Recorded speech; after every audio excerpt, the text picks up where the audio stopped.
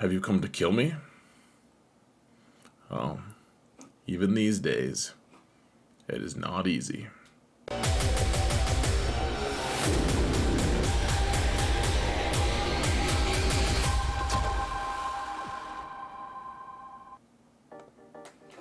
Hello everyone, and welcome to another episode of Xerath Prevails. We're in the Plan, which is my weekly show that discusses all the different holotable shenanigans that are happening. And we actually missed last week because of the Thanksgiving holiday. So you're gonna have to forgive me, and a few people got impatient with it. Actually, I didn't realize that this show was something everyone loved. Everyone, it's widely acclaimed, folks. It gets like sometimes up to 3,000 views. No, I mean, actually, some of them do get pretty high up there. I've had a couple over 10K, but I know that, I don't know, I like doing this show. This is a good time, and there's a lot going on in the game, honestly, folks. Sana is out, and she is, I was gonna say she is hot.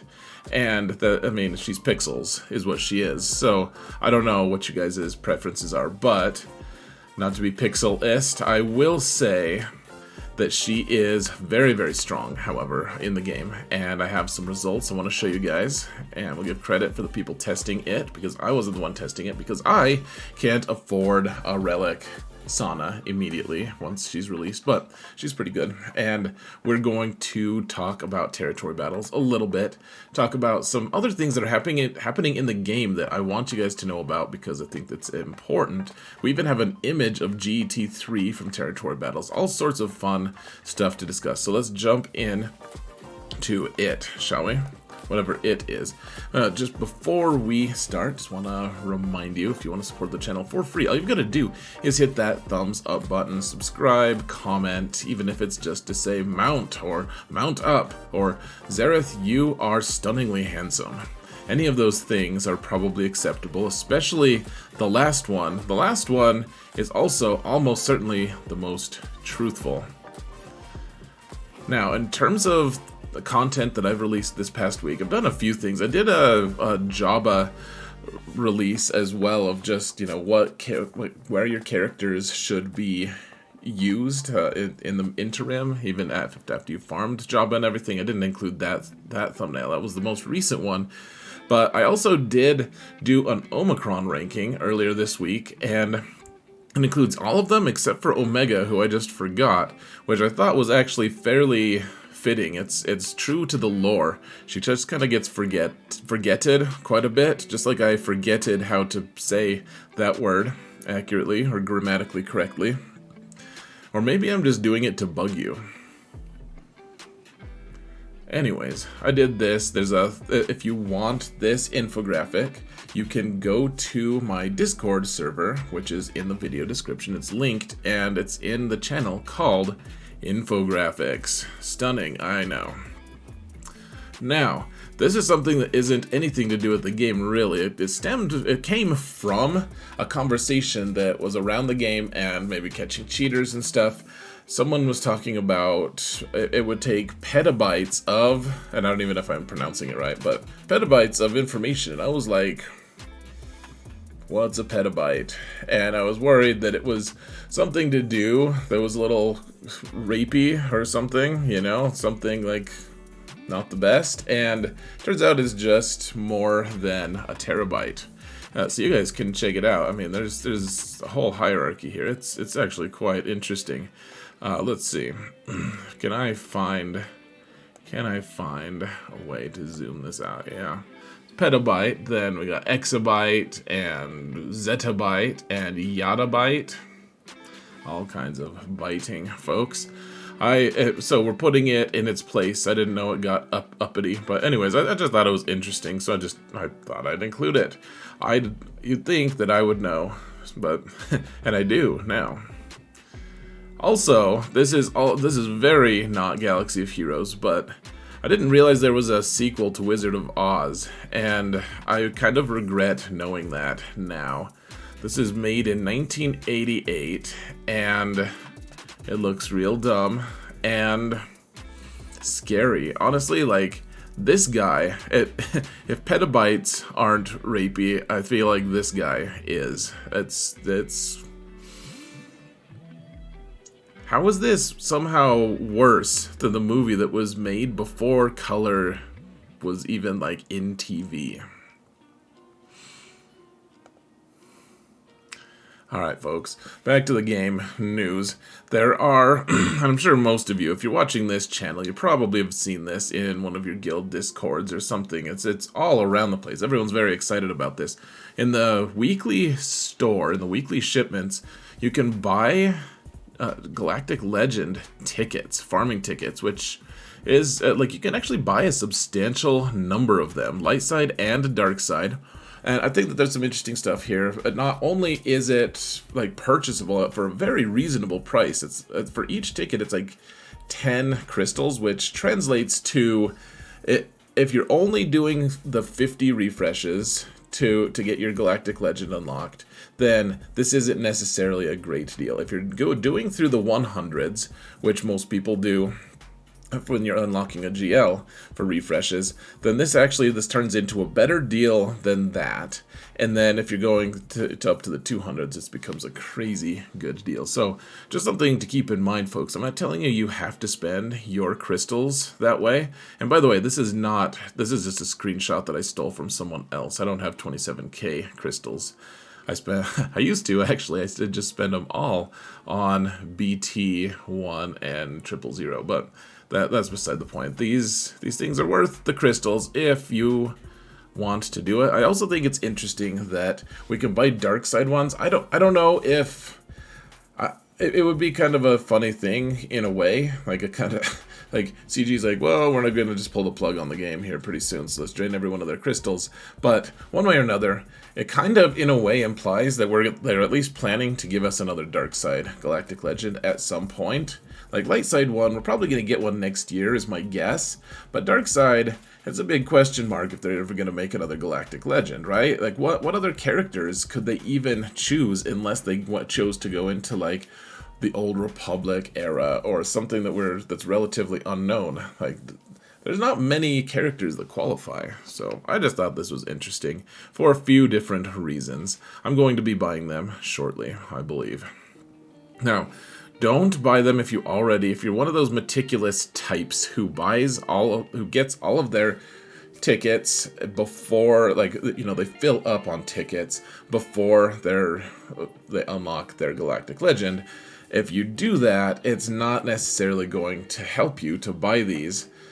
You know, so my friend Aesop Rock, who's in a bigger guild, he said his guildmate bought a pack that would bring him to 149. 144 is the limit for those tickets, and he's at 144. So all the excess tickets just vanish. You can't. So energy, like when you buy energy, that goes over the total accepted allowance or amount or whatever. For the unlock tickets for Galactic Legends, you can't go over. I also wonder if they're going to start using those tickets for something else. I mean, if you look at it, it just says dark side currency, light side currency. I wonder if that's an element to come for the new territory battles. I'm guessing not, but this is being released really close to the new territory battle. So, I don't know, it's just something to be thinking about, keeping your mind on. Hondo is now farmable and in the easiest place to farm possible. He's in the first node in the cantina. Now, a lot of people hate that because of the signal data thing, and I get that. And I do have to wonder if BT1 and 000 will also be in cantina, just like Starkiller was, for having 3 of his requirements in cantina, and then 1 of them in, what, I think just hard node. So, I mean, honestly though, this is about as nice as, it's a very quick farm, guys. Only 8 energy to farm him, and you can farm him as many times as you want without a refresh. It's pretty nice, to be honest. We don't really have a team that he's really, really great in, but I think his kit is good enough that we'll find some kind of a use.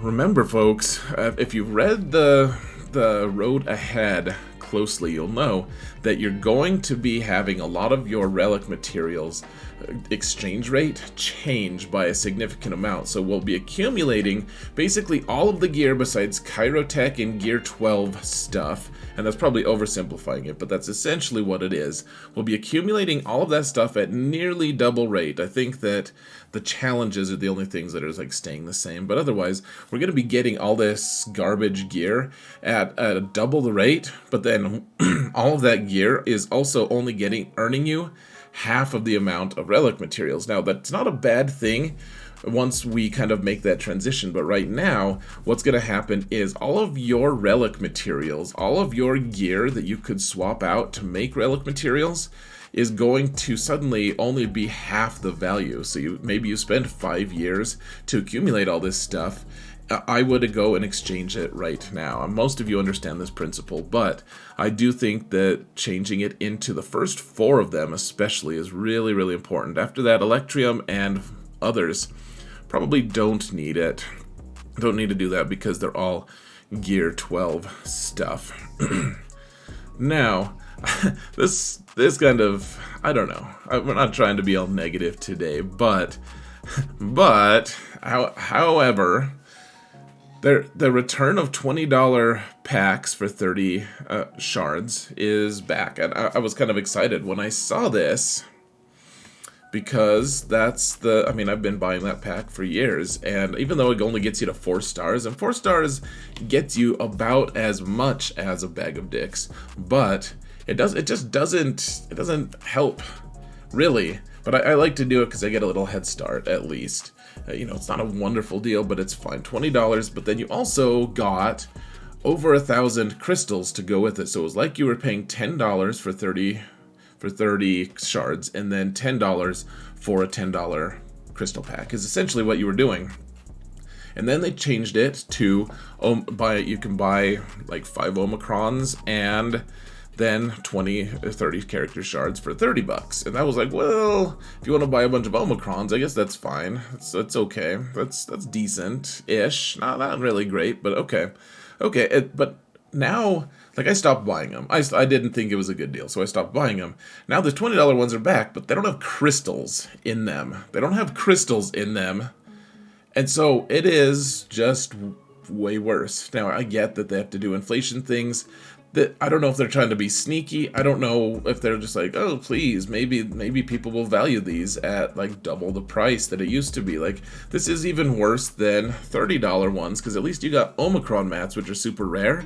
The $20 one gets you 30.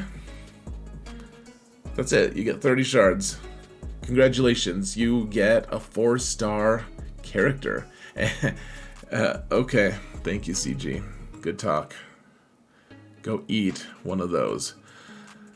I did like on the Sana Staros release, we have a little entry here where they actually Meatface asked for questions from people so that they could ask about her kit. And it's a fairly complex kit, actually, folks. There's a lot going on. There's a lot of implications. So I love that he asked, hey, if you want to submit a question, go ahead, please do. The deadline only gave you about 4 or 5 hours. So if you were asleep when she was released, you really didn't have a chance to answer or to ask a question. I think this is a great move, like in the right direction. This is a wonderful thing. If CG keeps doing this, like this is the road to actual communication. You have to wonder if Meatface got in trouble at some point recently, and they were like, you know what? You need to do better. And he's like, okay, what should I do? And this is something that maybe they suggested, because this is way better than that disingenuous crap that they give you. Here's an FAQ that, like, no one had the chance to actually ask questions yet because we had just released the character. Here's the FAQ anyways. Like, you can't anticipate our answers or questions. It's laughable, folks. You know, they can actually anticipate some of them, but some of them, it seems like they ask their own questions just so that they can kind of pretend like they're communicating with us. I don't know.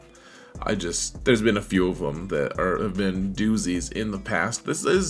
They actually did answer these questions, though. I don't know if they answered all of them. I think that there were a few that they didn't. But for instance, I think I was wrong about, I mean, I'm pretty sure I am now at this point.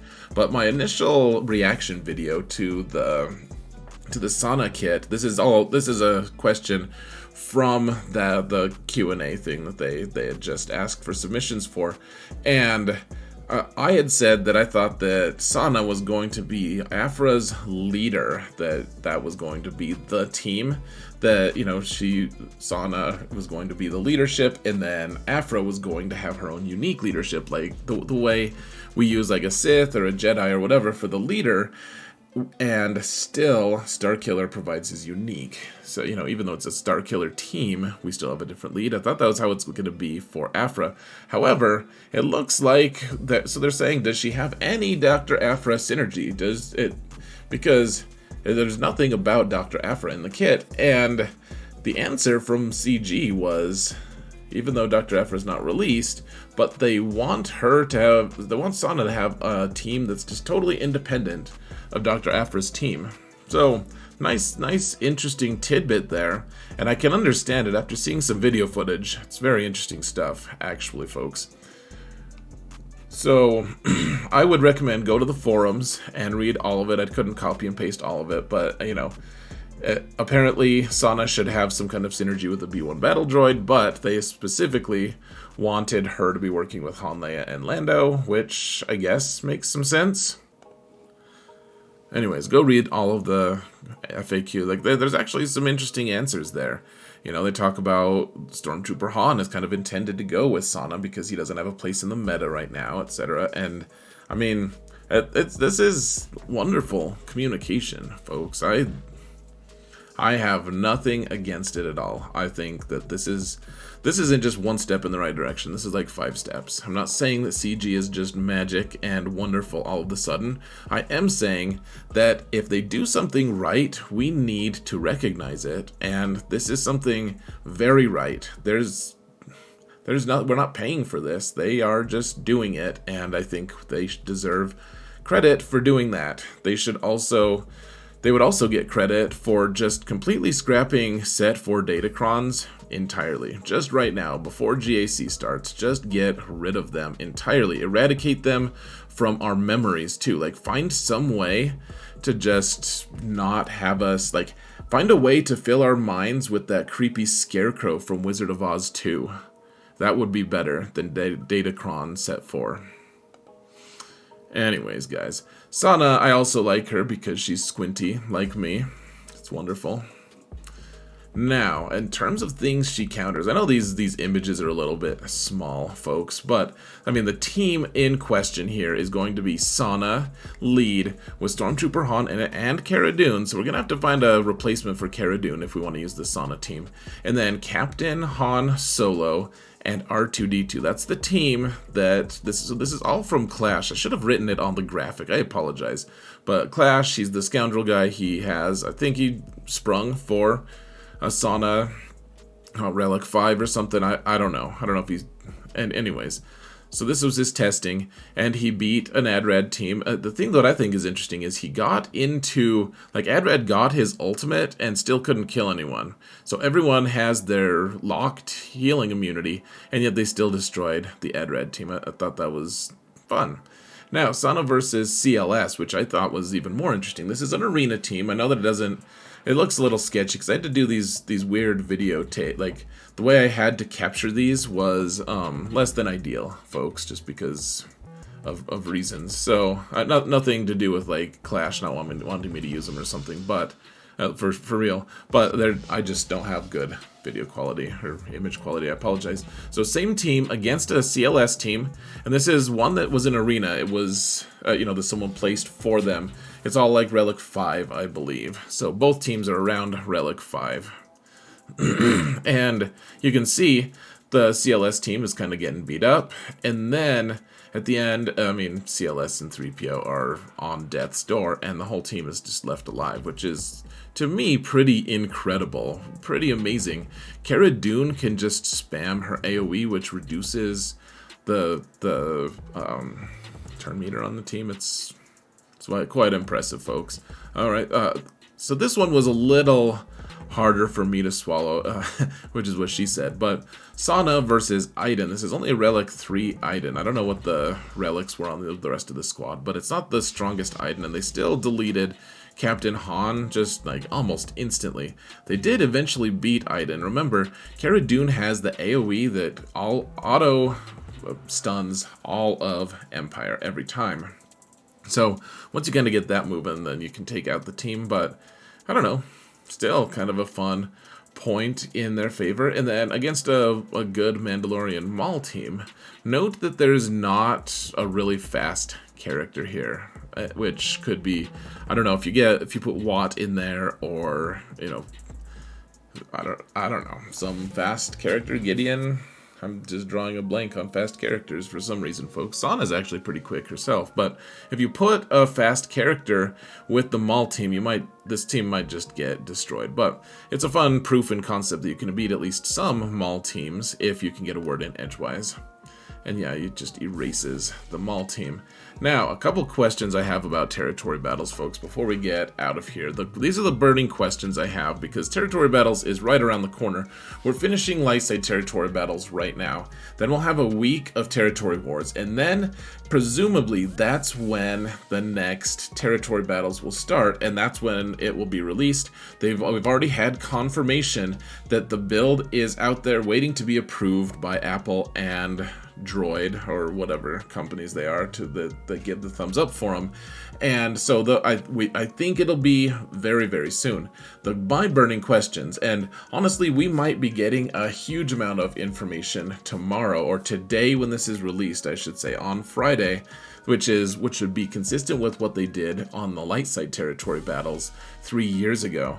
Which, you know, you can't really gauge what they're going to do based off of 3 years ago stuff, but one way or another, what does GT3 buy? We need some kind of incentive to even be playing the new territory battles, and not just Riva. If it's just Riva, I mean, sure, maybe, but then it's like, what's gonna hold the bigger guilds? Once we unlock Riva and get her to 7 stars, why not just go back to Lightside territory battle? There has to be a reason.